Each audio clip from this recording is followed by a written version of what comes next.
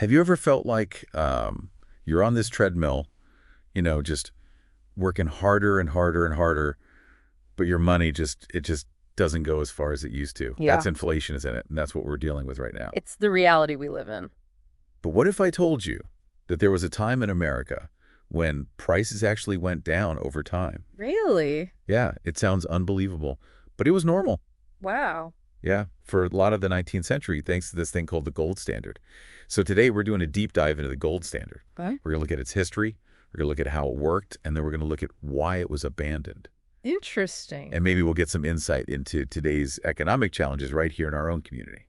Yeah, the gold standard, it really changes the way you think about money. Yeah. Instead of just paper, it's tied to something real, something scarce, gold. Yeah. And that has huge implications. Okay, so let's break it down. All right. The U.S. actually had a couple of different versions of a gold standard over the years. Right. But let's start with the OG, the original, the gold coin standard. Okay, so the gold coin standard, this was like the foundation of the system for most of the 19th century. Okay. Dollars were directly exchangeable for actual gold coins. Wow. So picture this. You walk into a bank with your paper money, Uh-huh. and you trade it for solid gold. It's hard to even imagine that. I know, right?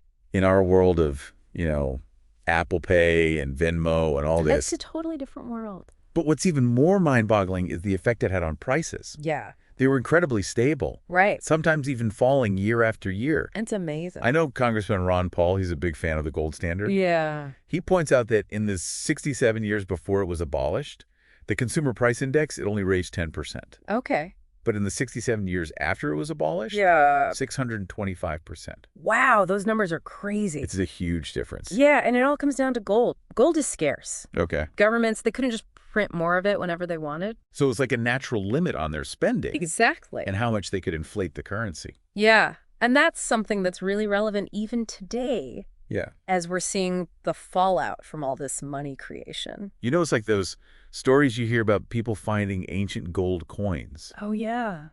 like the Byzantine Byzant. Rough. These coins, they were trusted, and they were traded for centuries. Right. Because their value, it didn't depend on some government's promise. It was real. It was real. It was tangible. It was lasting. It's fascinating, right? Yeah. Their value, it went beyond empires Yeah. because it was rooted in the metal itself. So stable prices, real money. Yeah. It sounds pretty good, It does. but I'm guessing there were downsides, Well, I mean, or we wouldn't have gotten rid of it. there's always trade-offs, right? Yeah. One of the criticisms of the gold coin standard was that it wasn't very flexible, and that could actually hold back economic growth sometimes. So you're saying there's this tension Yeah. between stability and flexibility Exactly. when it comes to managing a country's money. You got it. And that tension kind of comes to a head Yeah. in the early 20th century. Okay. Because in 1913, the Federal Reserve is Yeah. created. Right. And that's when things start to change. Yeah, the story of the gold standard takes a real turn there. Okay, so the Fed, that's the organization that manages our money today. Right. So how did the creation of the Fed affect the gold standard? Well, the Fed, it had this power to create money out of thin air, Okay. which you couldn't do under the strict gold coin standard. Mm. And then you add in the pressure on the government to pay for things like World War I, Right. and it starts to create inflation, even though we're technically still on a gold standard. So you got the gold standard, which is all about stability. Right. And then you've got the Fed, Yeah, which can be more flexible with the money supply. exactly. And then a war on top of that Uh-huh. that just kind of puts more pressure on everything. Yeah, you've got all these forces colliding. So this tension leads to some big changes. It does. In 1934, we go from a gold coin standard to a gold bullion standard. Right. And this is where things get really interesting. Yeah, especially for folks here in Southeast Texas. Okay, so for our listeners in Deer Park, LaPorte, Pasadena, Yeah. what did this shift to a gold bullion standard actually mean? Well, under the gold bullion standard, the government, they did something pretty drastic. Okay. They outlawed private ownership of gold during the Great Depression. Wow. Yeah. And Dr. Rothbard, who was a big advocate for the gold standard, Uh-huh. he argued that, if people had been using gold more in their daily lives, Yeah. this might not have happened. So if gold had been like an everyday thing. Yeah, like a normal part of life. Yeah. People might have pushed back harder when the government tried to take it away. It makes you think, if something like that happened today, Right. how would we react? That's a good question. How much control do we really have over our own finances? It's worth thinking about. So after World War II, there's another shift. Mm-hmm. The U.S. dollar becomes the world's reserve currency, Right. backed by our gold reserves. This is the gold exchange standard. It sounds pretty good, right? Yeah, it does. You've got the dollar backed by gold, Uh-huh. and America had a lot of gold back then. Right. But I'm guessing there's a catch. Well, yeah, I mean, it sounded good in theory, Well, yeah. but it's still dependent on governments being responsible. And they're not known for that, are they? History tells a different story. Okay, so even with this gold-backed system, Yeah, things could still go wrong absolutely. if governments didn't show some restraint. Right. So what happened next? Well, Did the gold exchange standard fall apart too? it did. And the Bretton Woods Agreement of 1944, which was supposed to bring stability, Right. it actually played a part in its downfall. Oh, wow. Yeah, it seemed to work for a while. Okay. But economist Henry Hazlitt, he argued that it just made inflation easier and more acceptable. Respectable inflation. Yeah. That's kind of a cynical way to put it. Maybe. But it shows how policies that sound good Yeah. can have unintended consequences. Especially when you're talking about something as complicated as the global monetary system. Exactly. And all those consequences, they eventually led to the end of the gold exchange standard. So in 1971, President Nixon makes a big move. Yeah, He completely cuts the dollar's ties to gold. that's a huge moment. Yeah, that's when we enter the era of managed fiat currency. Right. And we find ourselves in a world where governments can basically print money whenever they want. That's where we are today. So that brings us to where we are now, Yeah. in a world where inflation is a constant worry. It's a real concern. What does that mean for us here in Southeast Houston? Right. What are the long-term effects of this change? These are important questions. We'll dive into those questions after a quick message from our sponsor. But first, I want to remind our listeners that Think and Act Locally is dedicated to empowering residents of Deer Park, LaPorte, and Pasadena, Texas. We want to give you the information you need to make a difference right here in our community. If you're enjoying the show, please consider supporting us at thinkandactlocally.com/donate. You can find the link in our show notes. We'll be right back. Sounds good. Welcome back to the deep dive. All right, so we were talking about that big decision in 1971 Yes. to take the dollar off the gold standard. Right. To sever those ties completely. And that kind of ushered in this whole new era It did. of managed fiat currency. Uh-huh. And that's brought us to where we are today. Yeah, so now we live in this world where governments can essentially print money They can. whenever they want. Whenever they feel like it. Yeah. But what does that really mean for us, Right. here in Deer Park, LaPorte, Pasadena? Well, it has a direct impact on everyone listening, working hard to make ends meet, trying to build a life for themselves and their families. Yeah. And when the value of their savings is constantly being chipped away by inflation, Yeah. that makes it so much harder. It's like you're running up a down escalator. Exactly. Yeah. You're putting in all this effort, Yeah. but you're not really getting anywhere. And one of the big concerns with this system, Yeah. where the government has this unlimited control over the money supply, Right. is that people might start losing trust in the currency.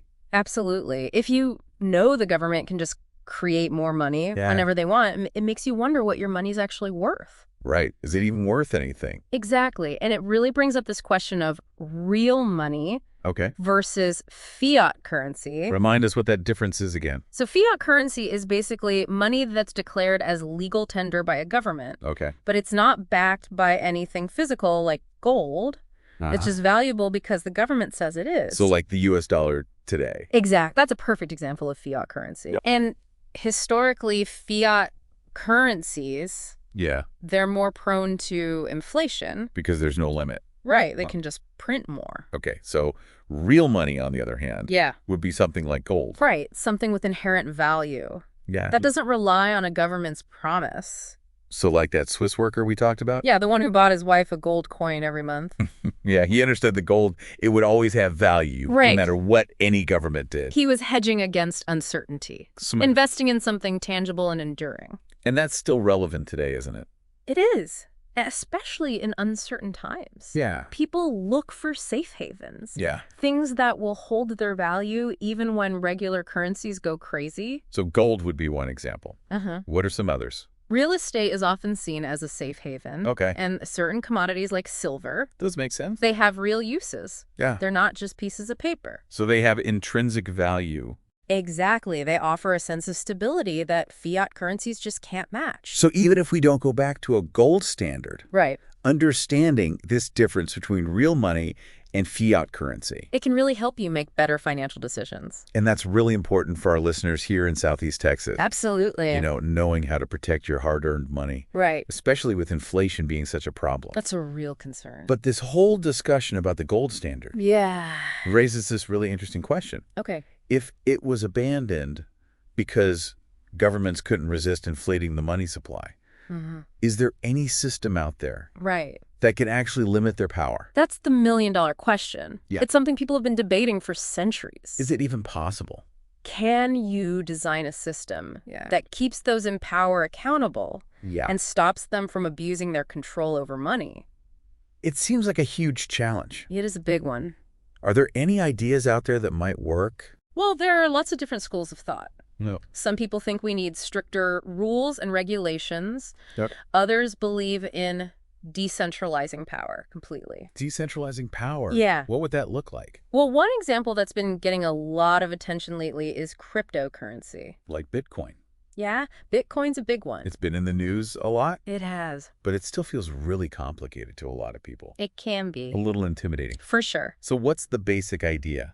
Well, the idea is to create a digital currency that's not controlled by any one entity. So not a government or a central bank? Exactly. It's decentralized from the start. Okay, and how does that actually work? So transactions are recorded on this public ledger Okay. called a blockchain. A blockchain. Yeah, and this blockchain is maintained by a huge network of computers Okay. all over the world. So it's really hard for anyone to manipulate. Yeah, it's designed to be tamper-proof. So it's kind of like digital gold, In a way, Yeah. it's right. There's a limited supply. and it's decentralized.